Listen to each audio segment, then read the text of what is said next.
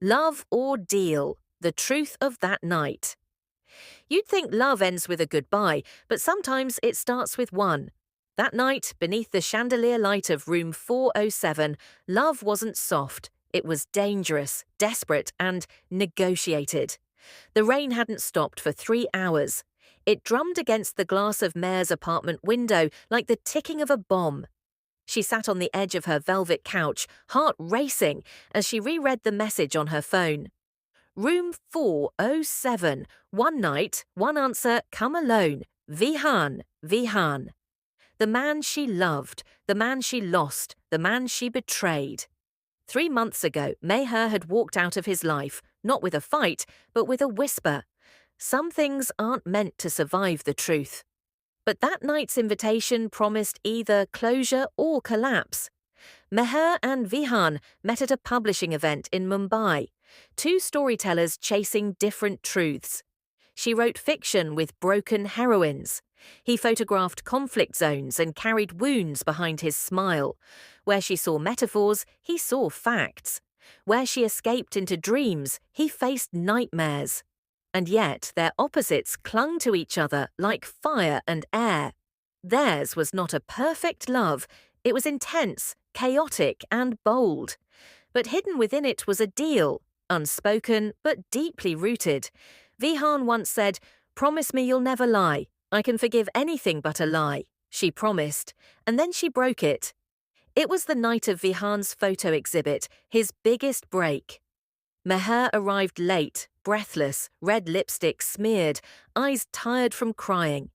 Hours before, she had met someone, Arav, her literary agent, and made a deal to keep Vihan out of a legal mess tied to his work in Syria. But it came at a cost: silence. Arav demanded Meher vanish from Vihan's life without explanation. That night, Meher smiled through the exhibit, kissed Vihan on the cheek, and hours later packed her bags without a word. She never told him why. She just disappeared. Meher stood outside room 407 now, the golden light seeping through the edges of the door. She knocked. The door opened slowly. Vihan stood there, unshaved, hollow-eyed, holding a glass of whiskey. "You came." She stepped inside. The room smelled of wood polish, liquor, and something faintly burning, maybe incense or memory. "I didn't know if I should," she whispered. "Too late for doubt. We deal in truths tonight." Vihan sat across from her. The tension between them wasn't rage, it was grief. He poured a second glass and slid it to her. "What happened that night, Meher? The real reason?" She hesitated, eyes flickering to the old Polaroid camera on the table, the one he always used. A soft red light blinked. "You're recording this." "I want to remember the truth." Meher finally broke. She told him everything about Arav's blackmail, the contract, her sacrifice.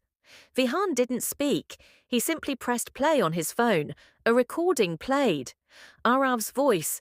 "You think she left you for someone else? Cute. Meher did what you couldn't. Save your reputation." Meher froze. "You knew?" "I found out a week ago. I needed to hear it from you." Vihan leaned closer, shadows dancing on his face. "There's more you don't know. Arav is dead." "What?" "He died 2 days ago. Car crash. Or maybe not. There's suspicion, and you're not out of it." Meher's heart pounded. "You think I—" "No," he said quietly, "but someone wants it to look that way." He opened the drawer and pulled out photos, grainy shots of Meher meeting Arav, entering his apartment. "These were sent to me anonymously," Vihan said. "They want me to think you used me, or worse." The room felt colder. Meher stood, anger and fear blurring her thoughts. "You wanted truth? Here's mine," she snapped. "I loved you, enough to leave you to protect you. And if you still think I'm part of some game, then maybe this was all just a deal to you." Vihan stepped forward, eyes stormy. "Don't you dare," he said, voice low. "This was never a deal to me. But that night when you walked away, I died too." Suddenly the lights flickered. The camera clicked, and the room's mirror cracked without a touch. Meher gasped. What the hell? Vihan went pale. I've seen this before, once in Aleppo, a spirit. It marks a place where betrayal and love cross. It means one of us is cursed. Meher laughed, breathless. A ghost story now. But deep inside, she felt it too, something unseen. Watching.